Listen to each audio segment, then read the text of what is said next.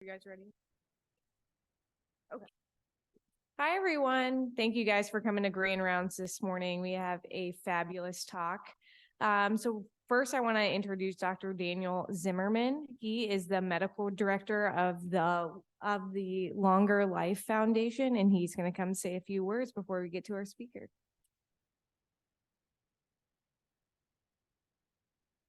Hi, everybody, and good mornings, and thank you, Dr. Horn. I would like to take this opportunity on behalf of the Longer Life Foundation to welcome you to Internal Medicine Grand Rounds. As Millicent noted, I am Dr. Dan Zimmerman, and I am the Chief Science Advisor at Reinsurance Group of America, which is located out in Chesterfield, as well as the Managing Director of the Longer Life Foundation. The foundation is a collaboration between RGA and Washington University School of Medicine. And I'm very happy to say we are celebrating our 25th anniversary this year of driving and funding research into morbidity, mortality, longevity, and wellness. And today it's with great pleasure that I announce our 2023 grant recipients. So they are Milan Cheda, Rishikesh Kulkarni, Jessica Silva Fisher, Gautam Dantas, Natalie Nemi, Leslie Jiwin, Laura Marks, Elizabeth Polina, and Ali Javaheri. So congratulations to all of our grant winners. And we have a former grant winner here also who will be introduced shortly.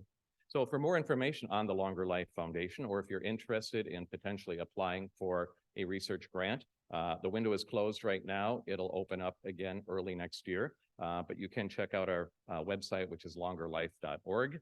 And at this point, I will now turn things over to Dr. Dominic Reeds, who is the director of our Longer Life Center here on the WashU campus. Thank you. Super, thanks very much, Dan. Don't worry, there are no more introductions after this one. We are lucky enough today to have Dr. DeBosch here to speak. Dr. DeBosch got his undergraduate degree from University of Michigan, came here and did the MSTP program with Tony Muslin in cardiac hypertrophy. After finishing pediatrics and pediatric GI fellowships, he saw the light and got interested in metabolism and did his postdoc through the PSTP program with the amazing Kelly Moley, and is an expert in hexose metabolism in what is used to be called NAFLD and is now is called MAFLD or MASLD now, I believe. Anyway, please take it away, Dr. Bosch.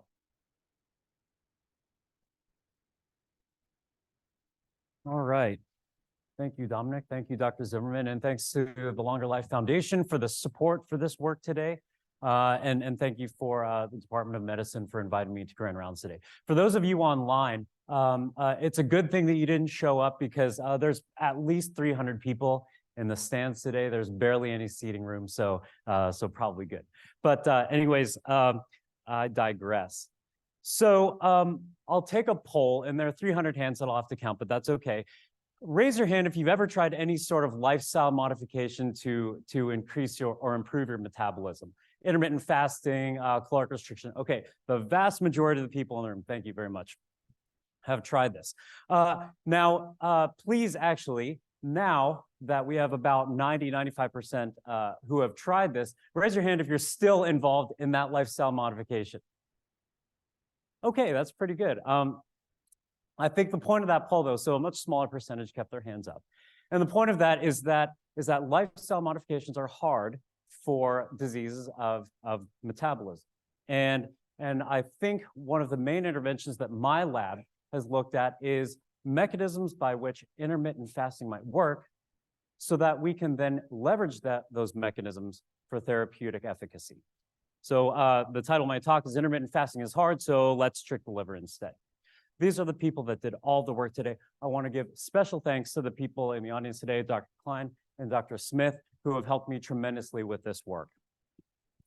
So I'll give you two pieces of clinical data that illustrate the efficacy of lifestyle measures like intermittent fasting and caloric restriction on body weight. So this is a recent clinical trial published by Krista Varadi's group, wherein she put patients either in a random way on 16 to 8 time-restricted feeding, put a second arm on 25% caloric restriction, and then finally she told a group of 30 patients to just do whatever you do and we'll measure your body weight. okay?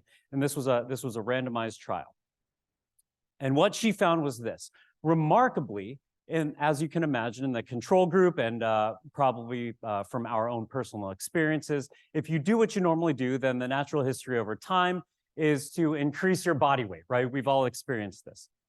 However, what was particularly interesting is this finding here, is that the patients either in the time-restricted eating group or those in the chronic caloric restriction group lost approximately the same amount of body weight. Now, mind you, the time-restricted eating group, they were allowed to eat whatever they wanted, but only over a very restricted amount of time. So this is PO ad lib, just in a shorter amount of time, 16 to 8. And this in comparison to those patients here in the caloric restriction arm who had to essentially count every calorie and undergo a very intense and sort of micromanaging effort to maintain their caloric intake. Now, this is the second piece of clinical data, slightly less rigorous than the first randomized controlled trial, but perhaps more powerful in what it shows. Now, these data here show that an N of 1 trial, that this patient underwent intermittent fasting, again, 16 to 8. And what we can see is at time point 1 week, time point 6 weeks, and then at time point 12 weeks, that not only do you get better shadowing and lighting in the room that you're taking a picture in, but you also get a little bit hangrier as well. But I think the main point of this trial is that this seems to work really well. And while I'm on week 200 of this trial, and I have yet to achieve this endpoint, I think we can all agree that perhaps this works cosmetically as well as medically. But as we showed in our poll today, we all know that time-restricted feeding, caloric restriction, is both efficacious, and it's also very difficult to sustain. And so while we can all agree that intermittent fasting induces metabolic adaptations, the point or the main focus of my laboratory is to, number one, identify and define fasting signals that mediate this, translate these targets, which I'll show a little bit about today, and then finally, ideally inspire others to do the same. So that's a very cheap plug for postdocs and graduate students who are looking for a place to call home. I have a home for you. Okay. So the question is, how did we achieve similar efficacy in weight loss when you simply eat ad lib, but eat over a limited amount of time, in comparison to just chronically restricting your calories? How did we attain equal efficacy? Now, there are two reasonable possibilities, right? One, we have circadian metabolic effects. That's quite reasonable, that the restricted time eating has some sort of effect on circadian rhythm that mediates this. But the other is that you just simply have less time to eat food, and you can't cram all that food into an 8-hour period. I would argue, having done this for several years now, though, that it's actually very possible and very easy to get all of your calories into a very short amount of time.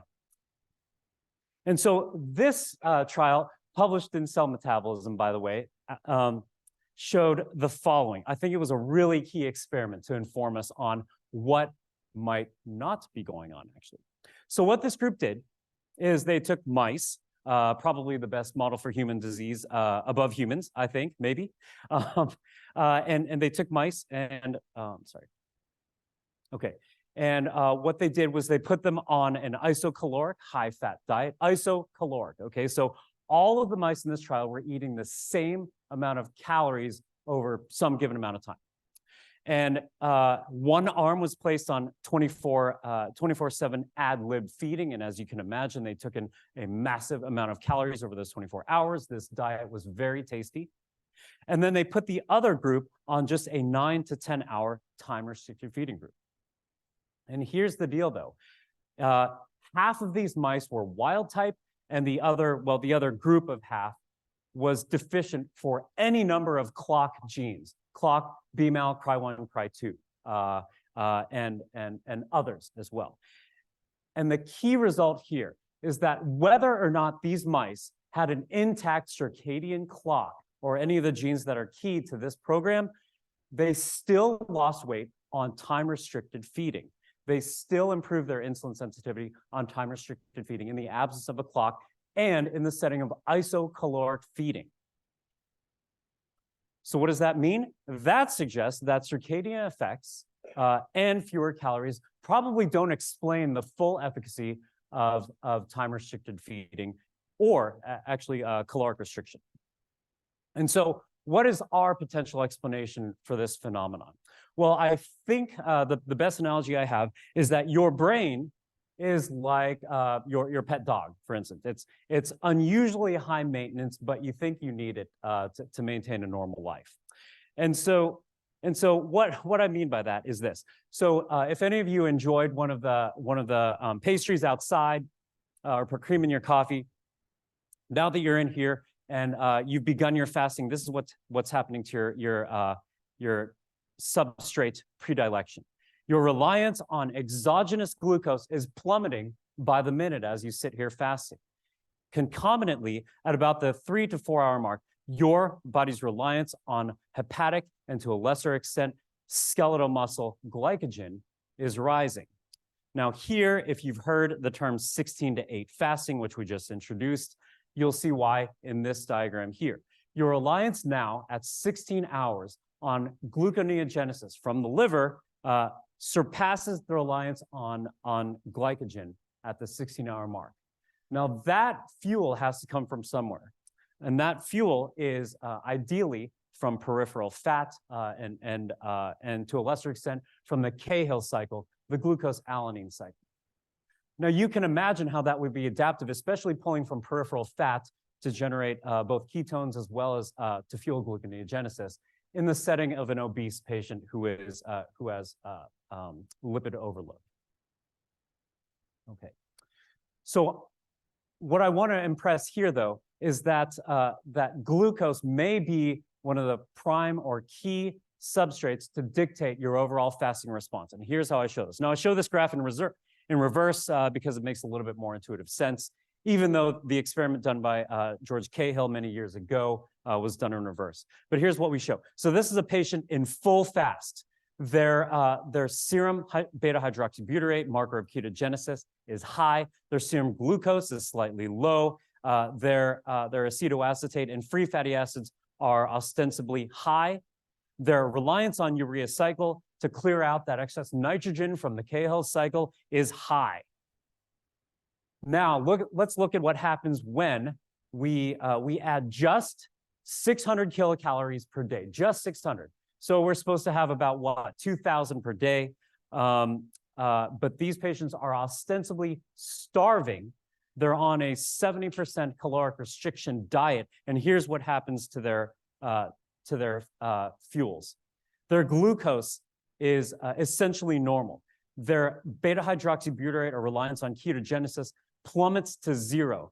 Their reliance on urea cycle to clear out excess nitrogen from the Cahill cycle drops as well right here. So the point of this slide is that glucose, even in extremely small amounts to essentially starve the patient, yet they will dictate the overall metabolism towards a fed state. Glucose, we believe then, is the prime substrate on which fed and fasting signals are interpreted by the body. And we hypothesize then that excluding exogenous glucose from the liver mimics the therapeutic effects of fasting. So we'll give some data to that.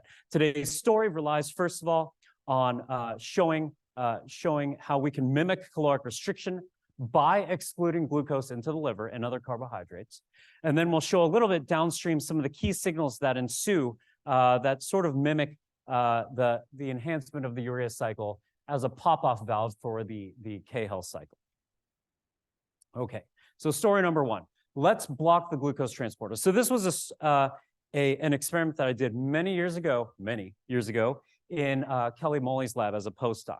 And we showed this, that if you compare the liver of a wild-type mouse when we feed this wild-type mouse a 60% fructose diet for just 2 weeks, this is an oil red O stain for lipids.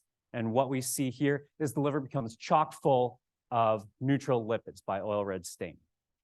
However, if we knock out not even the main glucose transporter or fructose transporter in the liver, but the second most highly expressed fructose transporter in the liver, and only in the liver. Put them on the same diet, what we can see is a significant reduction both in oil red O staining, as well as an approximately 40 to 50% reduction here in liver triglycerides. This secondary fructose transporter was key to reducing triglycerides by the diet in the liver. In addition to that, we saw elevations in energy consumption, enhanced ketogenesis, and enhanced liver PPAR alpha signaling, suggesting again a fasting-like response program in this high fructose fed liver. So we decided to target this glucose transporter through physiologic means. And the way we did this was actually to understand the mechanism of action of this autophagic agent called trehalose. Now, for many years, Dr. Sarkar and Dr. Rubenstein showed that this was an autophagy-inducing agent, and curiously, it was able to do this in the absence of blocking mTOR. And yet, the mechanism of action of this carbohydrate remained enigmatic. But what we surmised was that trehalose looks a lot like glucose. It's actually a glucose-glucose.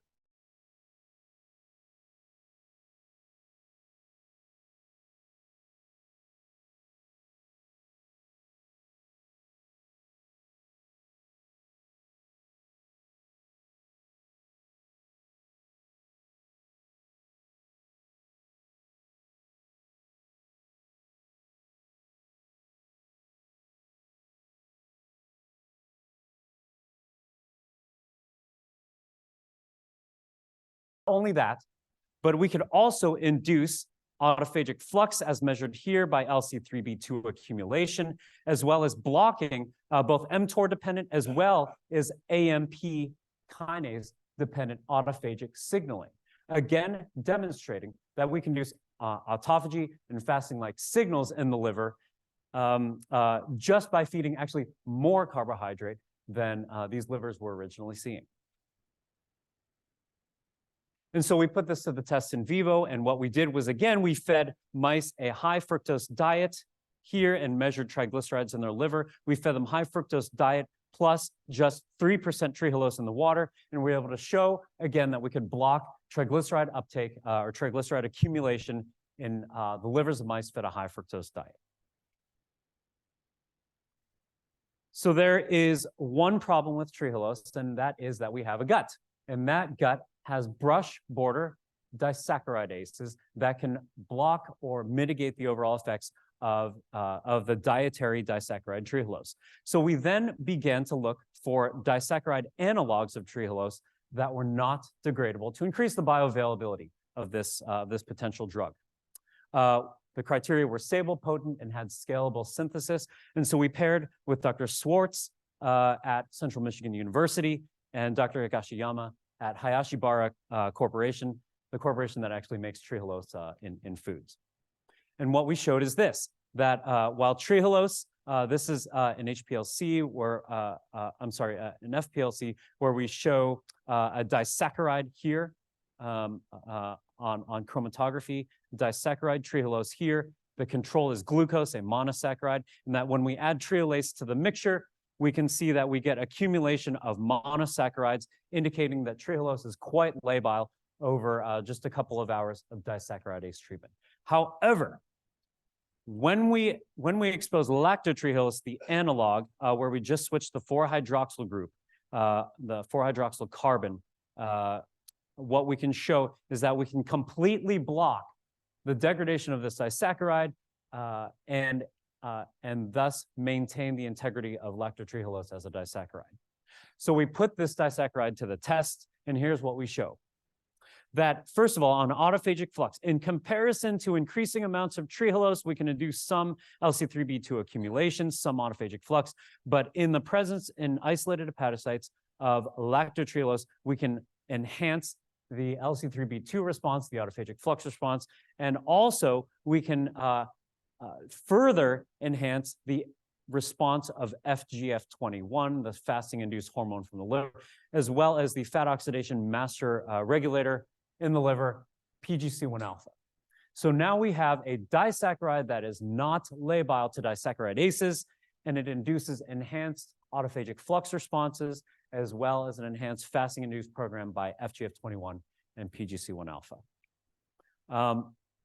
In addition to that, we can enhance fat oxidation and mitochondrial function in these livers, and enhance respiratory chain activation. And finally, as you might guess, the lactotrehalose also blocks hepatic steatosis in the livers of mice fed, again, the high fructose diet. These are oil red O stains from wild type, untreated mice with a high fructose diet, and then we can nearly completely block that steatotic response by lactotrehalose. And so if my goal is to have a lazy river around my house or to produce rap videos, natural disaccharides are not patentable, and thus that would be a dead end towards that dream. And so we undertook a GLUT inhibitor screen in collaboration with the Harrington Foundation and their support, as well as Paul Hrues and his group, to look for disaccharides that can block, small molecules now that can block the glucose transporters. So what we did was we used the Maybridge Hit Finder compound library. And we started with 21,000 compounds. We had a high throughput 384 well screening assay that yielded 100 hits that block glucose transport in hepatocytes. We found 12 confirmed hits and had 3 for lead development. And what we show, I'll show data here on one of our earlier compounds called F20.14, a GLUT8 specific transporter inhibitor. And actually, we were just talking about HIV protease inhibitors earlier this morning. And does anybody know, can anybody tell me the problem with respect to glucose homeostasis, what the HIV protease inhibitors is, why we have new things? Anyone, any HIV aficionados in here? Okay, yes. So the problem with the early HIV protease inhibitors is that they blocked GLUT1 and GLUT4, causing hyperglycemia and insulin resistance, okay? So that sort of underlies the basis for looking for a GLUT8 specific or selective inhibitor as well, okay? And while we were doing this screen, this came out. My rap videos and dreams of a lazy river around my house slowly faded away, but that's okay. This was an important validation for our program, and this is what they found. Through an unbiased screen towards anything that would block non-small cell lung carcinoma, an unbiased screen, they looked for any compound that blocks any target that blocks proliferation of these cells, and what they found was actually this compound SW157765. They looked backwards from that screen to find out what the target was that was so efficacious in blocking proliferation of this cell type. And what they found that the target of this compound was, yes, it was GLUT8, not GLUT1, not GLUT4, GLUT8.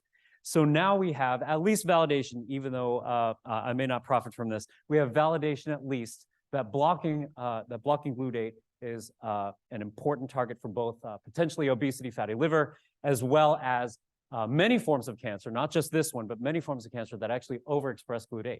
That includes testicular cancer as well as breast cancer. Okay, and so we put SW17765 to the test, and we found that while it was a good inhibitor of GLUT8 at an IC50 of 1.2 micromolar, this was also too good of an inhibitor for GLUT2. GLUT2 being the main pancreatic glucose transporter. There is no selectivity between the two. And so one of our very early compounds, P20, that we've a little bit more fully characterized, showed this. It has an IC50 of 2.1 micromolar, almost as good as SW compound. But what's more important is that we had a modest twofold selectivity of GLUT8 over GLUT2. Indeed, also selectivity over GLUT1 and GLUT4. But importantly, we could show efficacy of this drug in vitro, that if you incubate hepatocytes isolated with fructose, you can get triglyceride accumulation in hepatocytes. And then if you feed fructose plus the P20 compound, that you can block fructose uptake as well as fructose and triglyceride accumulation in these cells. So we think we had a good candidate here. Now we found a more potent, more efficacious drug, F20.14. And here we show a 6.4 micromolar potency here, but improved selectivity over the other glutes. We are currently undergoing rational design to further improve this selectivity. Okay, so that's the first part of the talk about how blocking glucose transporters we think can mimic fasting responses and improve liver triglyceride accumulation. Now, I'd like to talk about now some of the downstream work that we've been doing, looking at how fasting induces the urea cycle. Okay, and the reason I'm so thrilled about this story is because I think we finally underwent sort of the physician-scientist dream. I call this the urea circle of life. And what I mean by that is this, that in this story, we found new biomarkers using data from over 100,000 healthy patients prospectively to predict incident MASH nearly a decade in advance. We then modeled these findings, these metabolomic changes in mice, which are predisposed to NASH, and we found the genetic predisposition to this. And now we're moving to treat this defect in people with the help of Dr. Klein and Dr. Gordon in the audience. So here's how we found this. Arginase 2 was a top hit in our fasting-induced screen. So what we did, we subjected mice to either fasting or to Trehalose treatment in vivo. We performed transcriptomics here, and we found that among several hits, many that we're still working on, that Arginase 2 was profoundly upregulated in both fasting mice and in Trehalose-treated liver cells. And so why did we choose to chase this one down of all, Arginase 2, an enzyme that converts arginine to ornithine and urea? Well, we thought this was interesting because it really actually fits. It makes sense that you would turn on the urea cycle in response to fasting. During fasting, you are upregulating the urea cycle. You are trying to offload excess nitrogen from the Cahill cycle so that you don't have a hyperammonemic event, have a seizure, and perhaps perish from that. It's quite adaptive, and ARG2 as a target makes sense. And ARG2 here would ostensibly sit here. The canonical urea cycle enzyme would be the other isoform, Arginase 1. Arginase 2 differs from Arginase 1 mainly in the fact that it is mitochondrial localized. Okay, so here's what we did. We wanted to look at urea cycle metabolites and downstream TCA and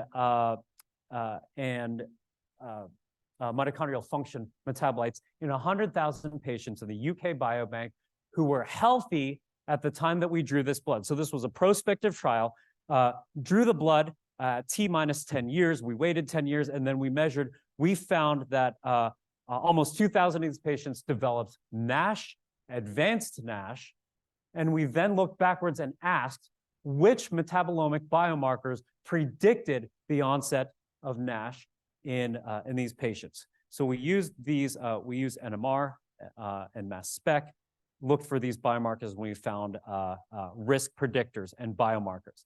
This work was done in conjunction with Steph Tika and with Yin Cao in the Department of Surgery. And here's what we found. First of all, that aspartate elevations predict incident mast cell D and MASH in healthy patients. And here's what we showed. So this graph's a little bit interesting to interpret. So here's what I'll show you. In the highest quintiles, we found that the relative risk of severe mast cell D or MASH is significantly highest. In the highest quintile of healthy patients, the highest quintile of aspartate expressors. Also, the same existed for citrate. So if you look up here, those who accumulate some of the metabolites that feed into or are running in conjunction with an active urea cycle were accumulating in these patients. In addition to that, interestingly, patients with in the highest quintiles of glutamine actually had a negative prediction or a protection from mast cell D and MASH. Furthermore, those patients with an elevated lactate to pyruvate ratio indicative of poor or impaired oxidative metabolism also predicted incident mast cell D 10 years later. Okay. So this is a little bit wonky because yes, it is prospective data, but it is a static measurement. And so we looked then at patient intervention, wherein we took patients who had already a baseline MASH. We then measured by microarray through this database, microarray, their upregulated and downregulated genes. They were subjected to either of two interventions, bariatric surgery or diet restriction. And then we did 1-year follow-up to ask which biomarkers improved on that. And what we found was the following, that looking prospectively now, liver transcriptomics in patients who are well-treated or responders to their treatment have upregulations in urea cycle, as well as TCA cycle. So here's what we found. Urea cycle genes are largely upregulated in patients who are responders, regardless of the intervention. Patients with TCA cycle upregulation also were those who responded to the therapy. And then finally, upregulations in oxidative phosphorylation also correlated prospectively with in patients who underwent bariatric surgery or chronic caloric restriction. Okay, so this was a little bit wonky again because this is transcriptomic data in humans, so we wanted to model this. And so then we began to look at our arginase 2 knockout model to ask the question, does lesioning the urea cycle actually have a secondary effect on TCA cycle and oxidative metabolism in an animal model? So we flocked exon 2 of arginase 2, and we knocked it out just in hepatocytes. This causes a frame shift mutation in these mice. And what we found first was a little bit validating was that, in fact, ARG2 is a urea cycle enzyme. This is how we showed this. By looking at mass spec metabolomics, we showed a significant accumulation in arginine, as you might expect if you can no longer cleave arginine maximally.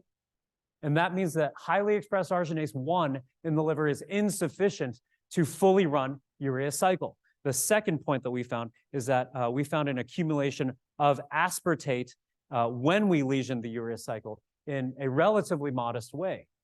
So now we have a biomarker that mimics what we saw in the human patients, albeit is not necessarily a slam dunk that biomarker correlates with the lesions we saw, but now we're mimicking what we saw by an accumulation of aspartate and urea cycle intermediaries in our mouse model. Now, this was a surprise. We traced 6 labeled glutamine.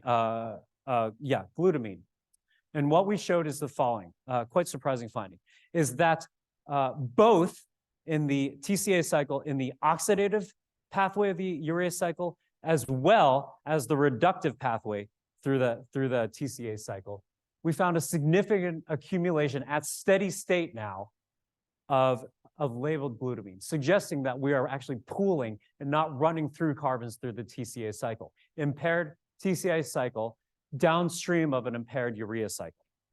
This was corroborated by an accumulation, a lower reliance of these cells on M+0, so unlabeled glutamine, a decreased reliance on unlabeled glutamine, and a significant increased reliance on 5-labeled glutamine and its downstream target, 5-labeled glutamate.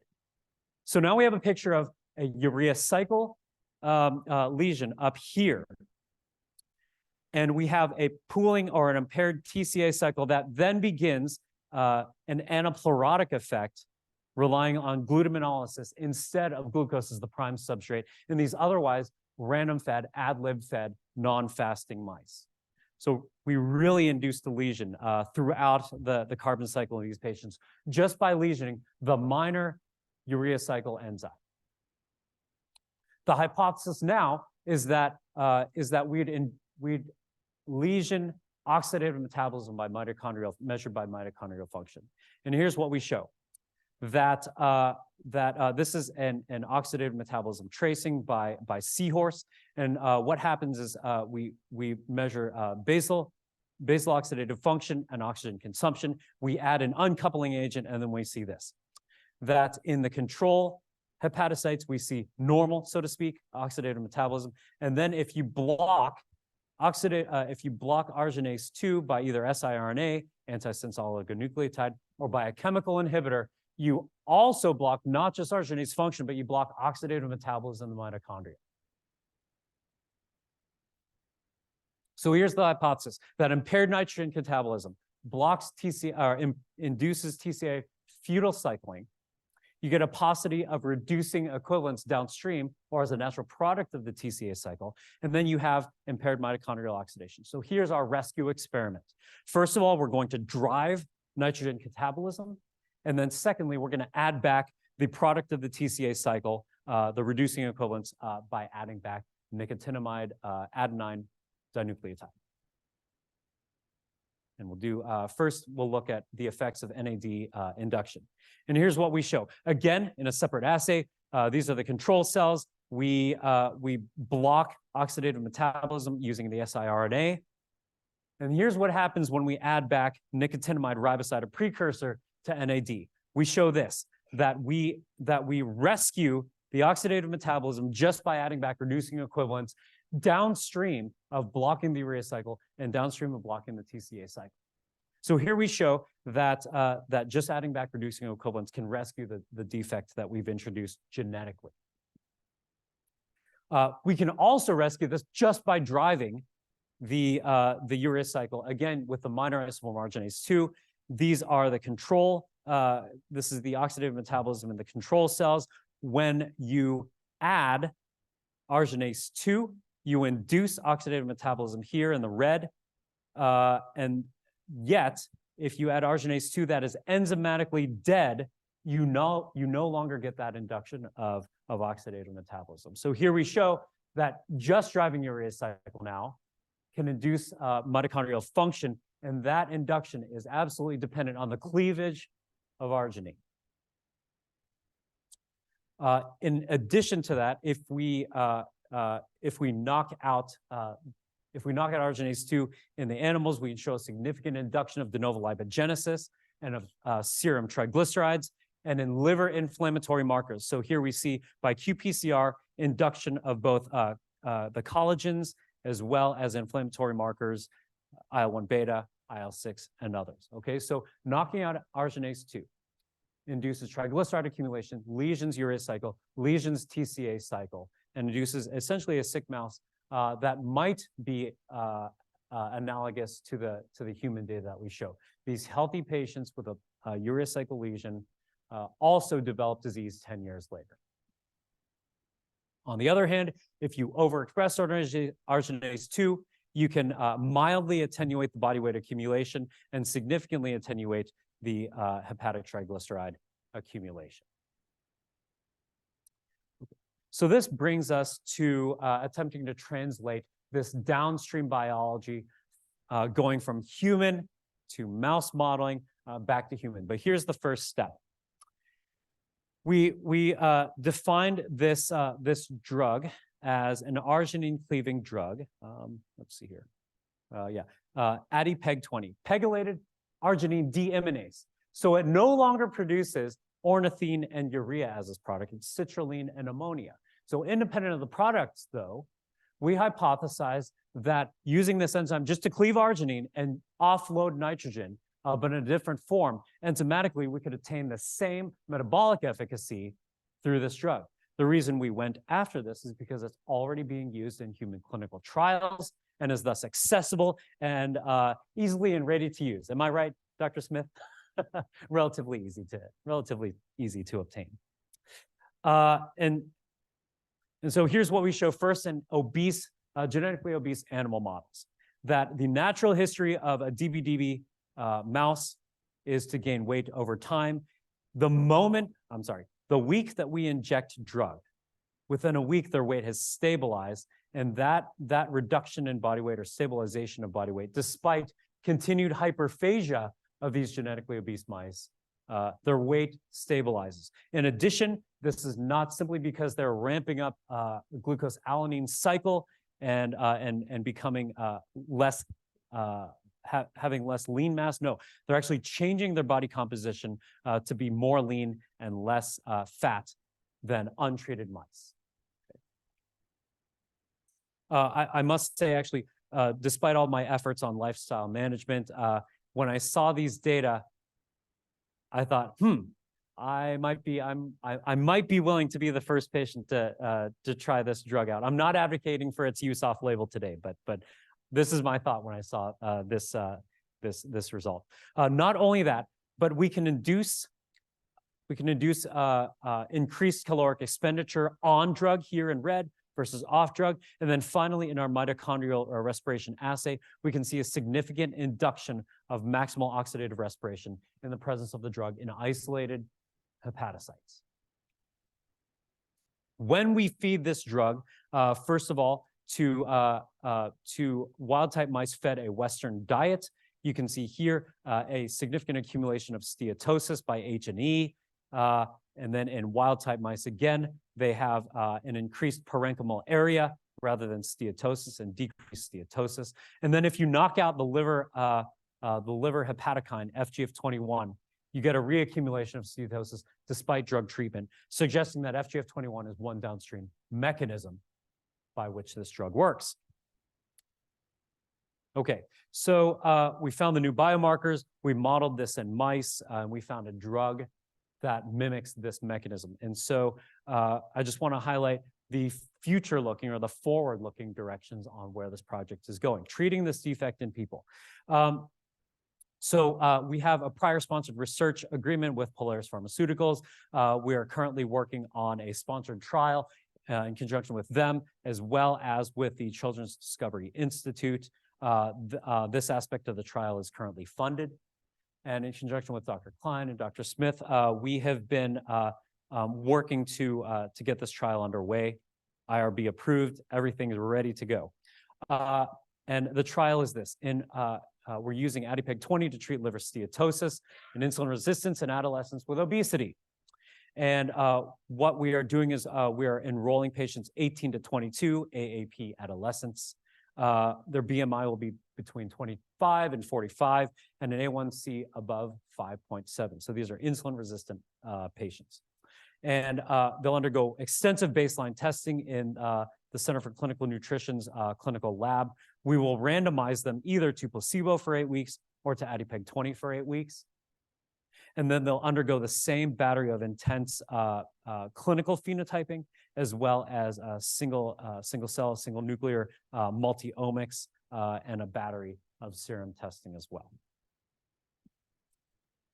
And so I wish I had data to show you today. Hopefully at the next Medicine Grand Rounds in a few years, if invited, I'd be able to disclose the results of those trials. But these are the future directions for our lab. And really, again, the Urea circle of life here. And what we have is a basic science program that looks forward at fasting-induced targets, understanding the mechanism, ideally translating these to adolescent patients and adult patients, undergoing interventional trials, and using human data, again, back and forth to inform our basic science program. And so we're very pleased with how this is going. And so today I've talked to you about this, that we can use the hepatic glucose fasting response to define human metabolism and its correlates to the effects of intermittent fasting. That we can then look first for selective gluten inhibitors, and also we can look to bring drugs like ADPEG to FDA approval to treat metabolism. And so I'd like to thank you again. I appreciate your attendance here, and I'm happy to take any questions.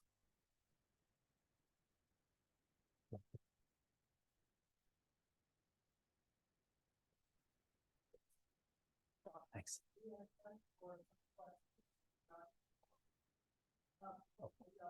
So do you have any reason to believe that the potential response for these drugs would be different in adolescents versus adults? I mean, does it matter how long they've had non-alcoholic fatty liver disease or their age at all in terms of metabolism? I don't have any reason a priori to think that either length of time of disease or the specific age might modulate the response. I will say in our animal modeling, we used roughly adolescents, so 8-week-old mice, as more of a prevention model. So they were mildly obese, certainly not, probably not as sick as the humans that we intend to enroll.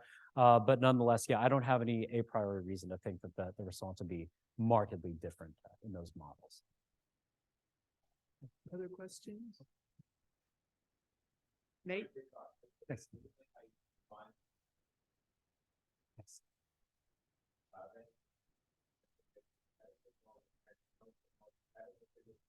Maybe think about what might be adverse side effects, the things you might need to, set an endpoint for. Yeah, absolutely. That's a great idea. We our initial screen on the UK Biobank was just to see if our animal model was correlative, but thank you. That's an excellent suggestion, and we can certainly look back. It's easy enough. So thank you.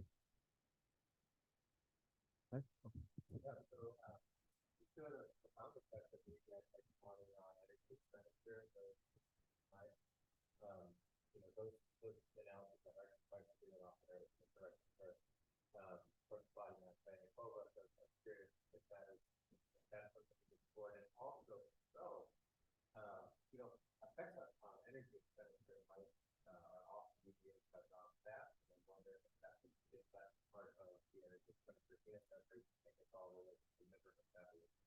Yeah, both great questions. Okay, first of all, maybe you reviewed our paper, our manuscript or something, but that's an excellent point about correcting for body weight. We did that, and we saw a significant increase in energy expenditure, irrespective of the mouse's body weight. And yes, there was significant weight loss in those groups, as you saw. So we did, controlling for that, we did see that. Thank you. And then the second question was on brown adipose tissue. Yes. Absolutely, we see an induction of or increase in expression, not brown adipose mass actually, but the increase in UCP1 expression in the same amount of mass, the same amount of tissue in brown adipose tissue of mice treated with AdiPeg. Interestingly, though, what we didn't see is any changes in brown adipose tissue markers at all in the arginase 2 overexpressors. So there's something clearly different about AdiPeg 20. And we're trying to look into that more. But yeah, great point. Thank you.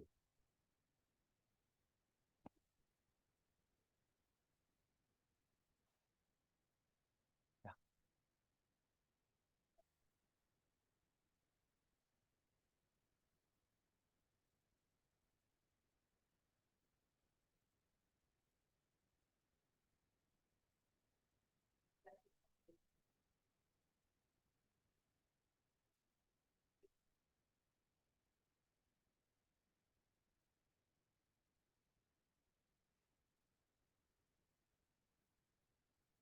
Yeah, great question. Okay, so how should we counsel our patients on trying Trehalose? I think the best way to put it is that we don't fully know yet. This is there's no published data on human trials, even anecdotally to my knowledge, with using Trehalose in humans. But my guess would be this. First of all, make sure that they're not Trehalose deficient. It's about 2 to 5% of the population, especially enriched in Norwegian populations. So it can give massive diarrhea, and it's really uncomfortable for those patients. It's a great laxative, though. So if they're obese and constipated, maybe that's the trick. However, as far as metabolic effects in an average patient who might be coming, I think again that the main differences between this and other artificial sweeteners is that we actually have data that as opposed to say sucrose, a different disaccharide that we put in controls in our mouse trials. Whereas sucrose, for example, again, not an artificial sweetener, but sucrose as a disaccharide induces obesity, insulin resistance. Trehalose actually did not affect glycemia to the worst, and actually it improved insulin sensitivity a little bit. And so overall, again, that was a lot of hand waving, but I think the overall expectation in humans is still sort of not clear yet.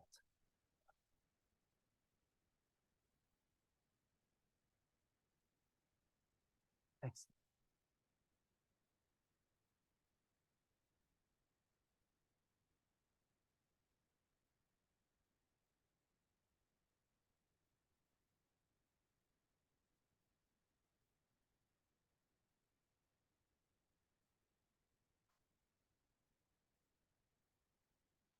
genetic variants in humans. So yes, actually, oh gosh, what's the transporter? One of the